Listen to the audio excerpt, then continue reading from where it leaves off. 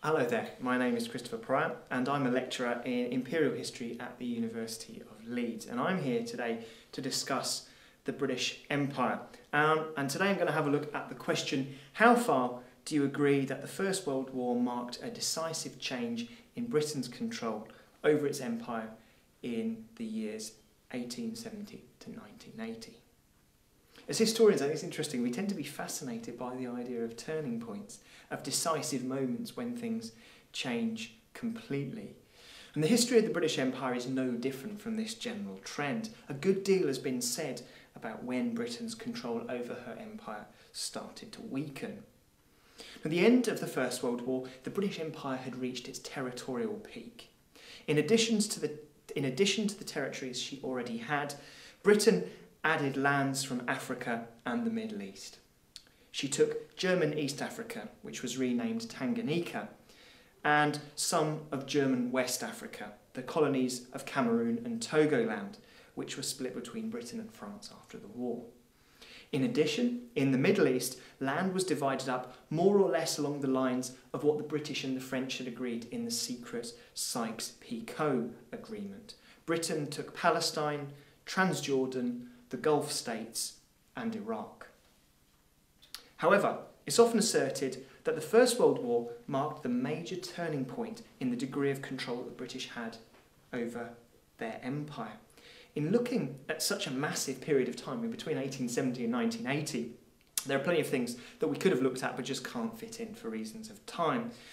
So what we're going to do today is to look at we're going to focus in mainly on three geographical areas. We're going to look at how the First World War affected Britain's control over India, over Africa, and over the White Dominions, that is Australia, New Zealand, South Africa and Canada.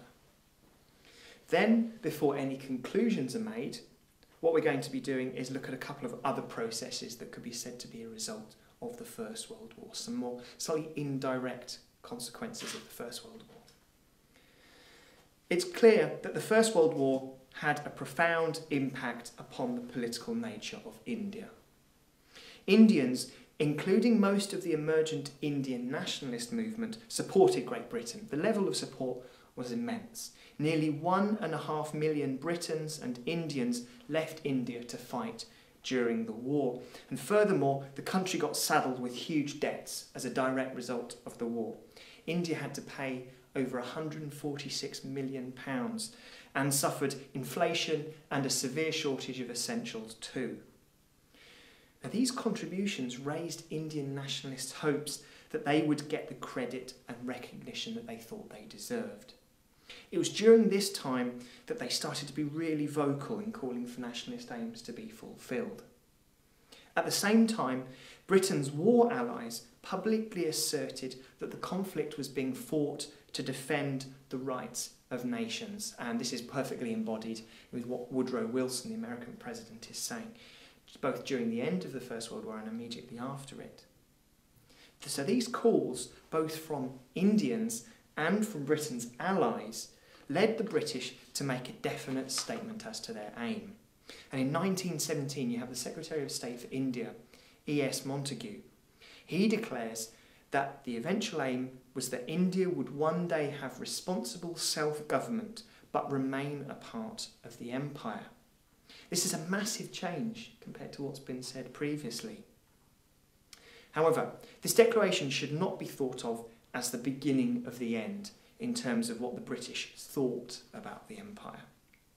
London still felt it was calling all the shots in terms of how long the British would stay in India. They thought they would still be there for a long time yet, and the call was for an independent India to exist within a Commonwealth framework. Therefore, even amongst the most progressive of Britain's imperialists, it was envisaged that the economic, cultural, social and foreign policy links forged in empire would remain in place even when India had its own internal self-government. The Declaration of 1917 was followed by laws that gave Indians more responsibility for a lot of the day-to-day business at a local, provincial level. And by the middle of the 1920s, the British were prepared to admit that yes, this limited constitutional decentralisation had worked. but they had set in motion events that they could have not predicted would have caused India to change so quickly. With the provinces being given more power to decide policy, you get the real emergence of lots of people increasingly interested in politics at a local level. They saw that if they wanted to get things done in their region, it was in their best interests to become politically engaged. They saw that this was where the action was happening. So it's possible to see the First World War as having a really very profound effect on the nature of Indian politics and the establishment of people who are politically engaged at a local level. Nevertheless, we need to see what happened in India in much broader perspective.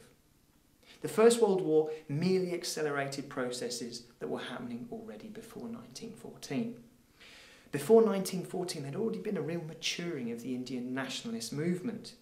The earliest and most notable of these was the Indian National Congress, which was established in 1885 as the voice of educated Indians, and mainly educated Hindus at that. Then, in 1906, you have the establishment of the All India Muslim League, which was primarily for educated Muslims. The Indian National Congress had really been pretty much just a talking shop when it was set up, but you quickly see the emergence, particularly in the 1890s, of those who the British were quick to call moderates and those who they were quick to call extremists. The moderates called for a gradual reform of India, of making government posts more accessible to educated Indians. Furthermore, they hoped that one day India would become independent, again within that Commonwealth framework that I mentioned earlier. They joined in with the more progressive imperialists back in Britain in thinking that one day India would be something like a Canada or an Australia. The extremists, on the other hand, wanted the complete cutting off of India from Britain. The emergence of these two different groups by 1914 led to some debate amongst British elites as to what to do. You got some, such as Lord Curzon. He didn't want to think that the nationalists represented the voice of the people. He did actually very little to deal with the nationalists' grievances. But there were other later pre-war viceroys, such as Lord Minto, who were more amenable to the idea of giving Indians a greater say in what went on, albeit not quite on the scale that they would during the interwar years. Furthermore, in terms of putting all of this into wider perspective, it wasn't until the civil disobedience campaigns of the 1930s that we can really argue nationalism became a truly mass phenomenon in India.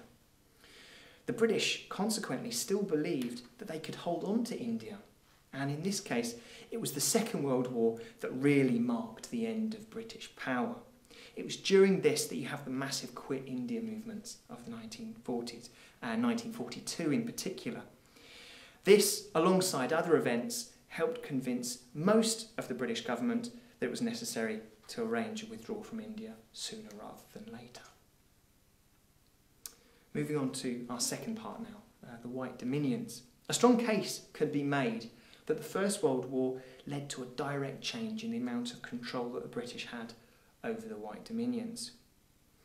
Of course, it's worth starting out here by pointing out that the Australians, the Canadians and the New Zealanders all immediately professed undying loyalty and committed themselves to the war effort by all means necessary. The leader of the Australian Labour Party, Andrew Fisher, famously remarked that Australia would give our last man and last shilling to the cause. And after some deliberations and arguments, the South Africans also joined in the war effort too. The South African case is a bit more problematic. It's not as automatic that the South Africans join compared to the Canadians or the Australians, for instance, but nevertheless they do end up joining as well. Now the conventional argument goes that the Dominions rallied behind the British during the First World War and consequently came to demand something in return, a greater independence of action. This is embodied in the Balfour Declaration of 1926. Now, thanks to the wonders of the web, you can read this in full if you want to on the internet, but basically the important line in the report states that the Dominions were, quote, autonomous communities within the British Empire, equal in status, in no way subordinate one to another in any aspect of their domestic or external affairs, though united by a common allegiance to the Crown and freely associated as members of the British Commonwealth of Nations. and the Statute of Westminster of 1931 enshrined this declaration into law.